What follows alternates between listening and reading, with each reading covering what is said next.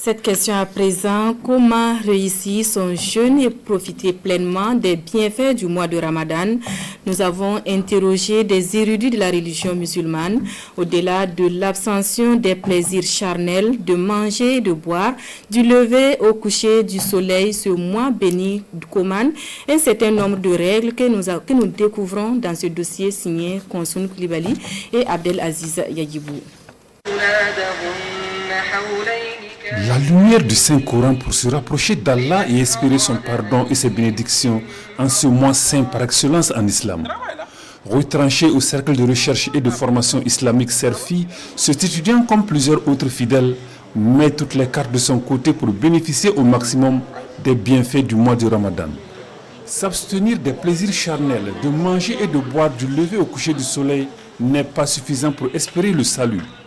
Tout commence par la formulation de l'intention avec foi et espoir. Il y a deux options. La première option, c'est de prendre une intention globale pour tout le mois. Ça marche.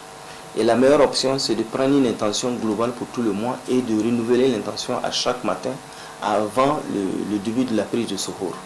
Voilà, donc avant de se mettre au lit, on formule l'intention. Réussir son mois de Ramadan exige d'aller au-delà du jeûne du commun des gens et d'ouvrir son cœur à Dieu.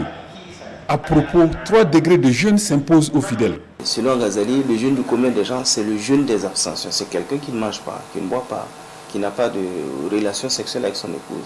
Ça, c'est le jeûne du commun des gens. Et il y a le jeûne de l'élite.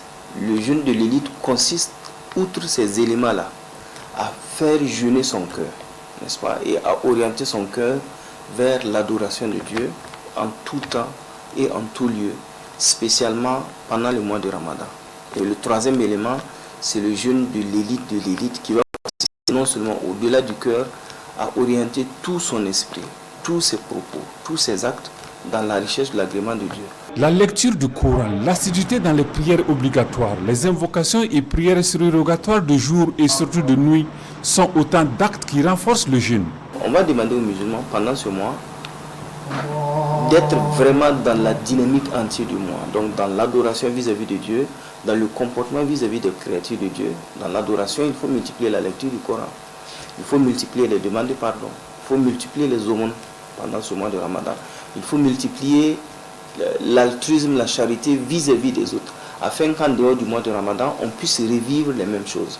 Il faut également multiplier les prières nocturnes.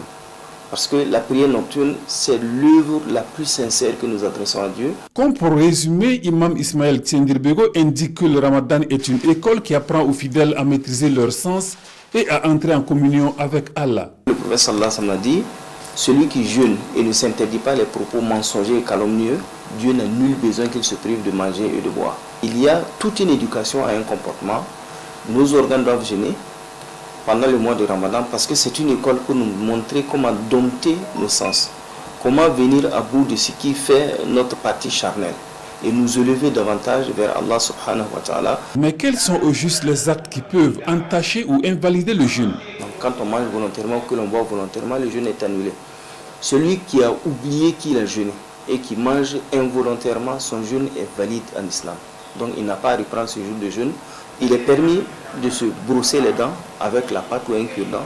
Il est permis de prendre une injection qui n'a pas une valeur nutritive. Donc les perfusions, on ne peut pas les prendre, que ce soit le glucosé ou le soluté, parce que ça nuit l'organisme.